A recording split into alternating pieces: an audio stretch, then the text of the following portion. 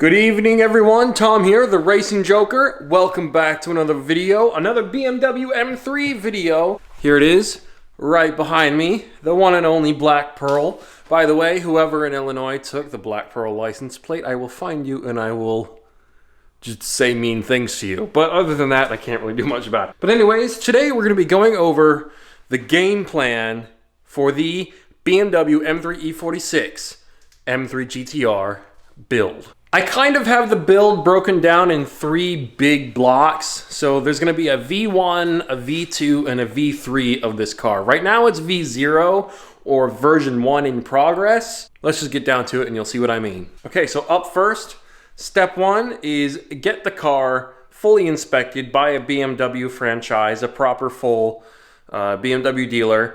Have everything that needs to be done to the car itemized, part numbers, cost, all that, and figure out what we need to do to get the car into good 100% mechanical and electrical health. Step two, we've already kind of talked about this already, is do a couple initial exhaust modifications. Nothing crazy, but special. So as you guys know, I'm friends with someone named Herschel Brewer who owns a certain company called Scottsdale Motorsport. And that company specializes in BMWs and things powered by BMWs, meaning like McLaren F1s and stuff. This isn't a McLaren F1, but you guys may or may not be aware of the BMW M3 CSL, the coupe sport lightweight version of this car. You know, carbon fiber roof, plastic trunk, cardboard, flooring for the trunk inside.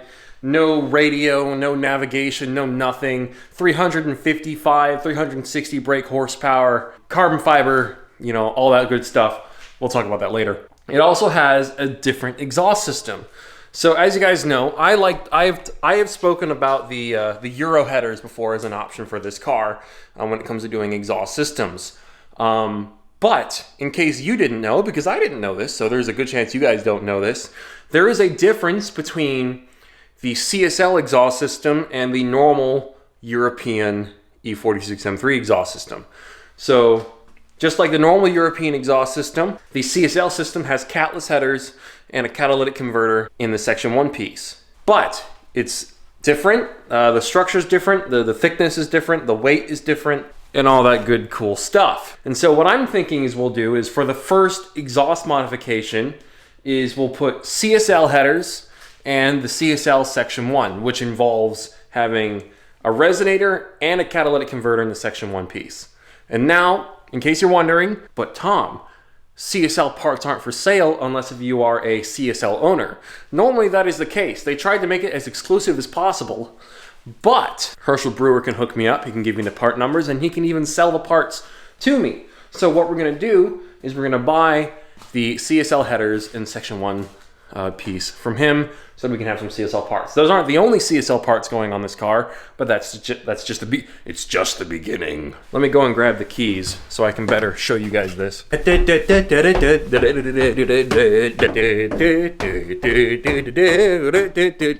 All right, now we're gonna pop the hood.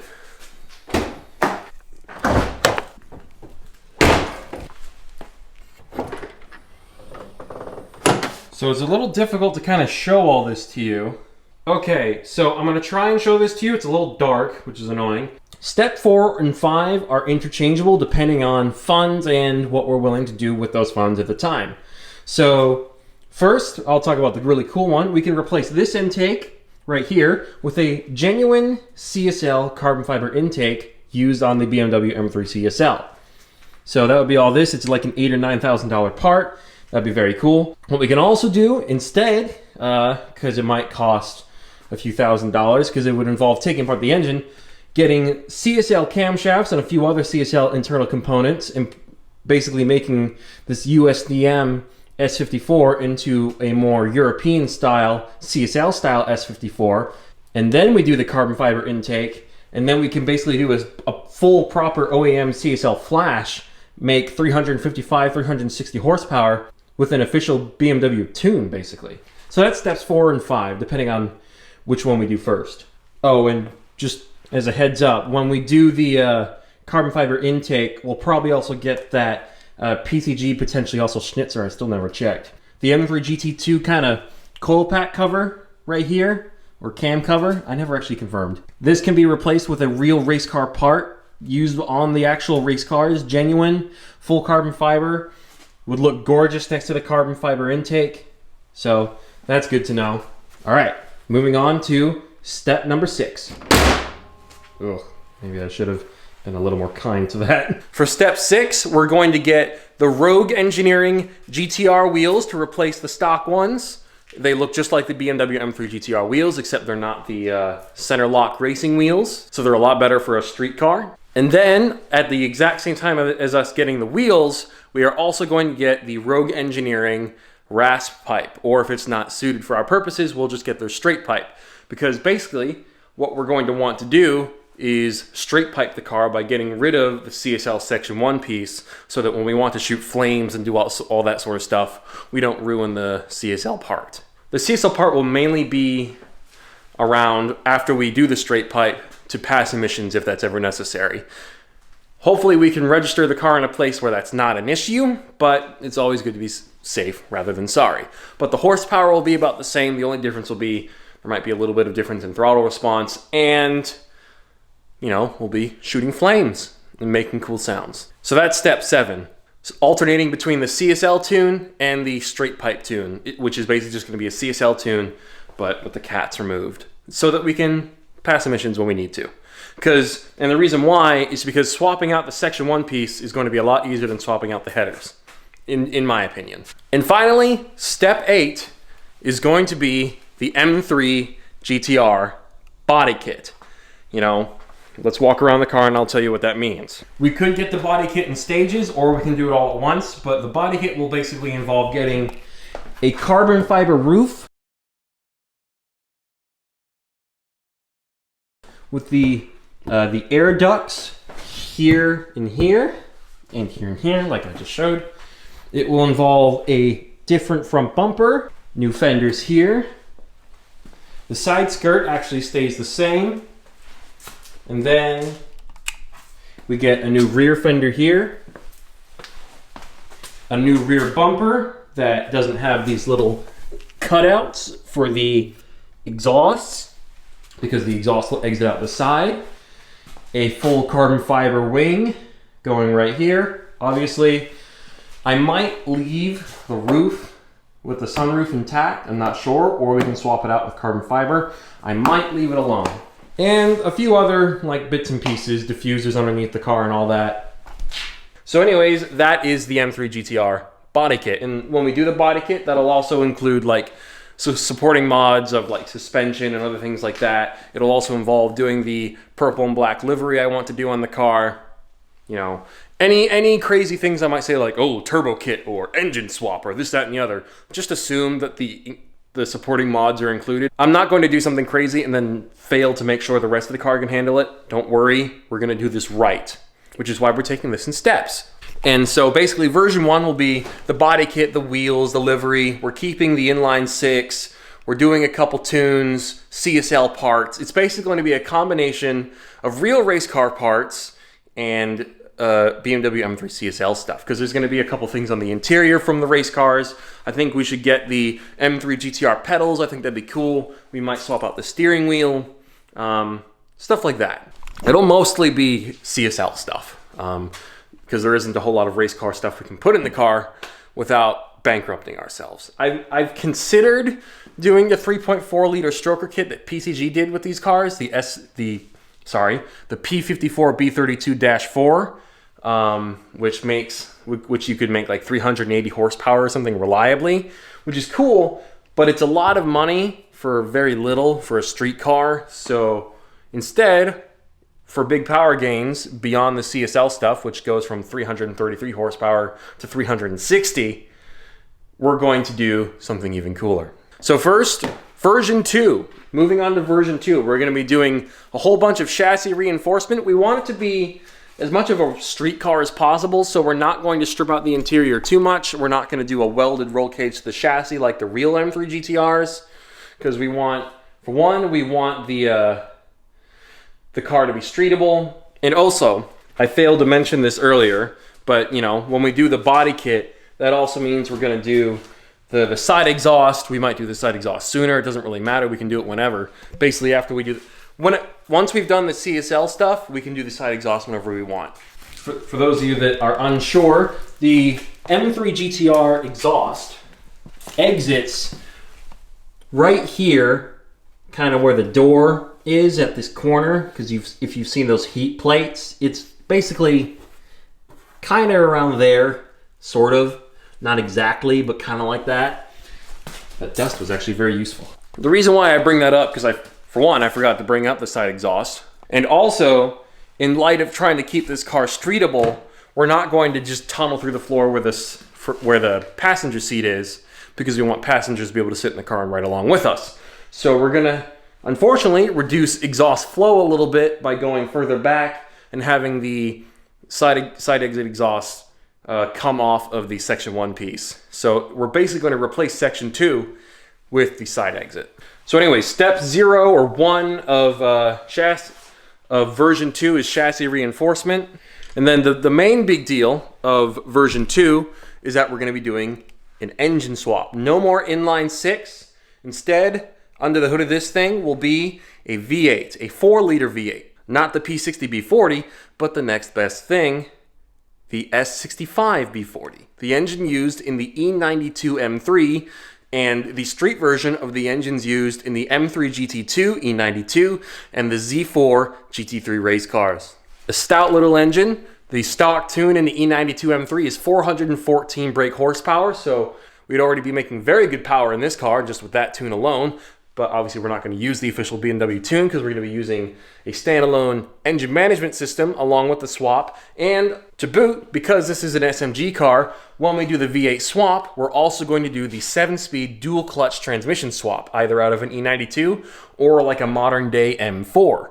It's just a Getrag gearbox, a dual clutch, 7-speed. I think that would make the most sense because it's a lot cheaper than a Hollinger, and the Hollinger will come later because those are like $20,000, $30,000 gearboxes. So step 2 would be, after we've got, keep in mind, it'll already look like an M3 GTR. It'll have the side exhaust, the livery, and all that. When we do the engine swap, we'll have the V8, the dual clutch, all the other supporting mods we need to do, upgraded fuel system, differential, chassis reinforcement if the initial one isn't good enough, and maybe even suspension changes. After that, then we can do the Hollinger transmission, which will mean straight cut gears, back to 6-speed.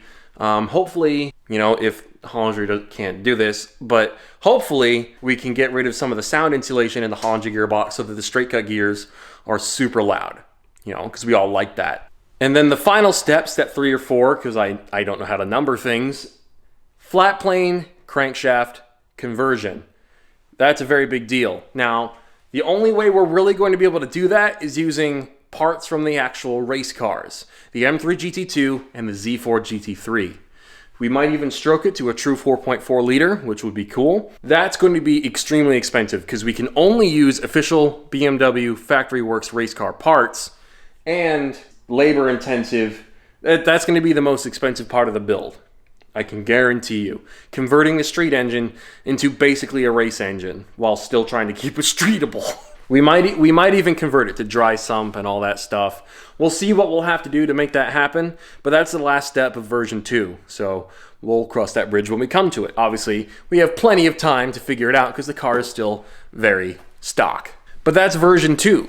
At that point, it would sound basically pretty much exactly like a BMW M3 GTR. It would be the outside would be correct, the exhaust would look correct, the interior would still look like a street car, might have a little bit like of a half cage or something in there, but the V8 with the flat plane crankshaft and the exhaust, it would sound just like a genuine BMW M3 GTR, and that, at that point it's perfect, but, we would be making, mid 500, low 600 horsepower at the crank, which is very good, very stout. I mean, that would be fantastic in this car, but never settle, right? So version 3 is all about one mod, one big upgrade. Twin turbo. Now, that will be probably a little controversial, but believe me, it will not ruin the sound. Trust me. The wastegates and blow-off sound will sound like a Koenigsegg or a McLaren, so that's cool. And With that, you know, we build the internals of the engine, get a couple of turbos on there, maybe Gintani or maybe custom. Doesn't matter. I was thinking Gintani. We could make this thing make as much as 800 horsepower to the wheels. Bearing in mind how light this car is, it's going to be lighter then. That's going to be a heck of a car. And then it's basically done. And by that point, hopefully I'm not trying to daily it, because that would not be dailyable at all. But yeah, this car, you know, all we really need to worry about is version 1. Is getting the body kit, the CSL stuff, some of the race car stuff, the livery, and all that other good stuff on the car. So we got exciting stuff up ahead. I hope you guys are excited. We'll see what we can get done first. Right now, I'm going to take the car in a couple days time from now, in terms of us recording this right now. And we'll find out what needs to be done to get the car in good mechanical health. And then I'll see about ordering the CSL exhaust parts. And then after that, I'll talk to 2M Auto Works and see if they can fabricate the same side exhaust they have on that Most Wanted M3 GTR replica, because it's the same kit and the same people. And we'll see if we can get that put on the car, because that'll be cool. It'll still be the street car, but it will have the side exhaust and it'll be ready. I'll probably ask them to order a right side skirt and cut into that, so that we don't have to cut into the one that we have on this car.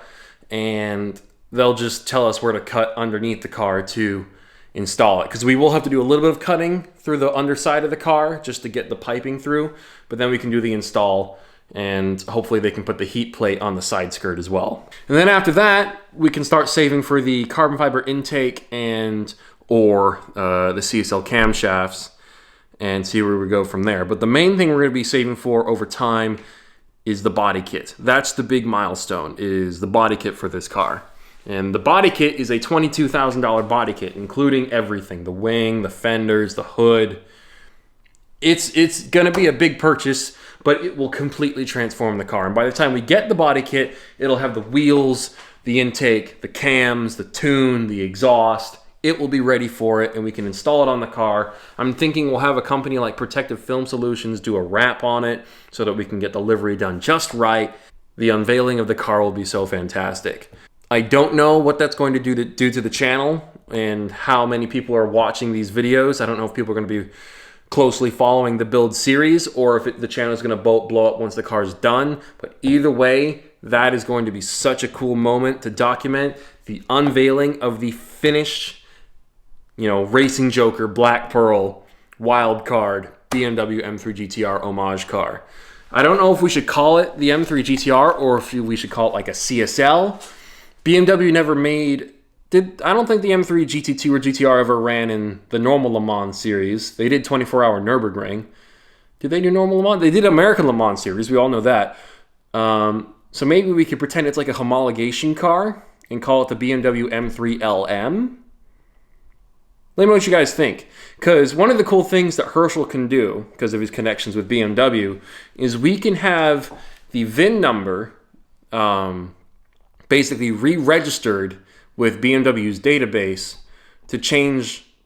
It's expensive. We could have it so that when you look up this car's VIN, it says BMW M3 LM or GTR or CSLR or whatever you want it to be, for some crazy, extremely high amount of money. If we were to do that, though, what should we call it? Like, what if we were to rebadge this car? Would we call this the BMW M3 LM and suddenly it's a one-off? Or should we call it something else? Let me know what you guys think. But yeah, the BMW M3 GTR, currently in its virgin state, stock, 73,000 miles. I'm dailying this thing. That SMG tune I did, by the way, in the last video is awesome. It's so much fun to drive this car. Even in stock form, I don't get bored. I look forward to driving to work and I look forward to coming home. It's just, you can't be unhappy in this thing. It's the best car I've ever been in. And as a result, I'm keeping this thing forever. I will raise my family in this car if I have to. Hopefully I won't though, because there's not a lot of room in there. Heather calls this car a clown car, and rightfully so. It's a lot smaller than the WRX, and it's a lot smaller than the Jeep.